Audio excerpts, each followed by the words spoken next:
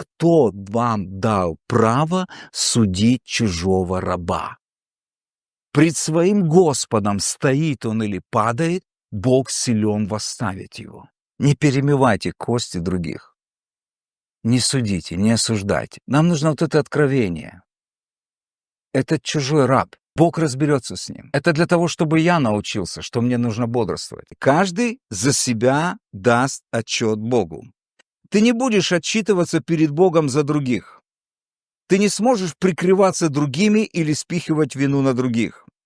Мы будем давать отчет только за одного человека. За себя.